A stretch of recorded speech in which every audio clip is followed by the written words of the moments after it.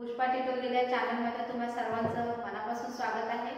बघा, आज आपण सराव संच 1.1 इयत्ता 10वी गणित भाग 2 मधील प्रश्न क्रमांक 5 बघत आहोत। यामध्ये आपल्याला एक अशी आकृती दिलेली आहे। या आकृतीमध्ये बघा, त्यांनी सांगितले PQ perpendicular to the BC। हा जो PQ आहे ह्या BC ला काटकोनात दुभागत आहे। त्याच्यानंतर AD perpendicular to the BC, हा जो AD आहे हा BC ला काटकोनात दुभागत आहे। तर त्यांनी सांगितले की हे गुणोत्तर तुम्ही काढा। तर या गुणोत्तरामध्ये पहिला जो ट्रायंगल दिलेला आहे तो म्हणजे area of triangle is equal to PQB। एकदम सिंपल आहे बघा, अजिबात कन्फ्यूज होऊ नका, एकदम सिंपल आहे। PQB हा वाला ट्रायंगल, ओके, PQB। आणि दुसरा आहे PBC, B आणि C, हा पूर्ण हा एक आहे PBC, हा PBC। तर या त्रिकोणाचं गुणोत्तर काढा। तर तुम्ही या त्रिकोणामध्ये बघितलं तर हा PBQ याचा जो हाईट आहे तो आहे PQ आणि दुसरा आहे PBC याचं जे हाईट आहे ते पण आहे PQ। आपल्याला एक गोष्ट चांगली माहिती आहे, ज्या दोन त्रिकोणांची हाईट जर समान असेल तर समान उंचीच्या त्रिकोणांचं क्षेत्रफळाचं गुणोत्तर हे त्याच्या पायाच्या गुणोत्तरा एवढं असतं। मग याचा पाया काय आहे, बेस काय आहे? याचा बेस काय आहे PBQ चा BQ, राईट, आणि PBC चा बेस काय आहे BC। म्हणजे या दोन त्रिकोणांच्या क्षेत्रफळाचं गुणोत्तर काय आलं, BQ डिवाइडेड बाय BC। आता आपण दुसऱ्या त्रिकोणांकडे वळूया। आता इथे आहे ट्रायंगल PBC, ओके, हा मोठा वाला ट्रायंगल। त्यानंतर आहे ट्रायंगल ABC, कुठला, हा ABC, हा वाला पूर्ण मोठा वाला।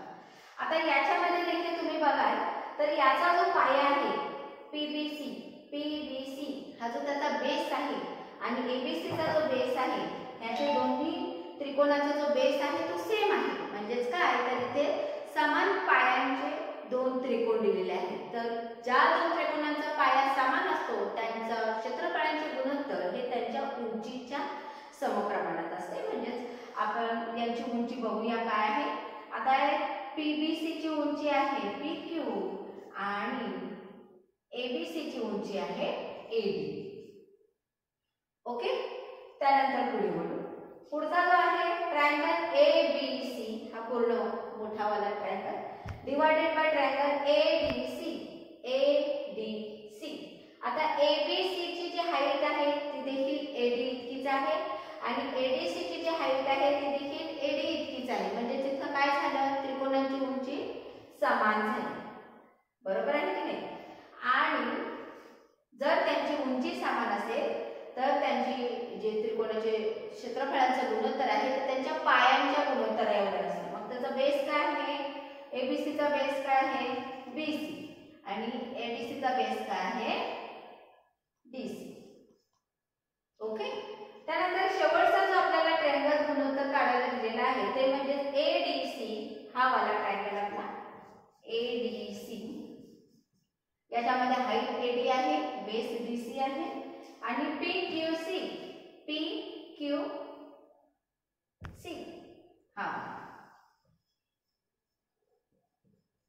हा वाला एक दिलेला आहे। तर यामध्ये त्यांच्या बघा आपण बघूया, याची हाईट PQ आहे आणि याची हाईट AD आहे, बरोबर आहे। हा आपला ADC आहे, याची हाईट आहे AD आणि हा आपला PQC आहे, त्याची हाईट आहे PQ। ADC चा पाया आहे DC, याचा पाया आहे QC, राईट। म्हणजे याचा पाया आणि उंची दोन्ही वेगवेगळे आहेत। तर यांचं जे गुणोत्तर असेल ते कसं असेल सांगा। पाया म्हणजे उंची ADC चा काय येणार, पाया काय आहे DC multiply by height AD divided by याचा पाया आहे QC multiply by height PQ।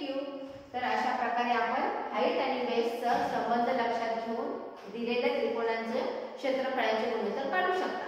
मला वाटतं तुम्हाला हे प्रॉब्लेम नक्की समजला असेल. असेच वेगवेगळ्या क्वेरीज जर तुम्हाला सॉल्व्ह करायचे असेल तर तुम्हाला चॅनल सबस्क्राईब करून बेल आयकॉनवर क्लिक करावं लागेल. म्हणजे जसा आपला व्हिडिओ अपलोड होईल त्याचं नोटिफिकेशन तुम्हाला मिळेल आणि घर बसल्या तुम्ही आपले डाऊट्स क्लिअर करू शकाल. थँक्यू.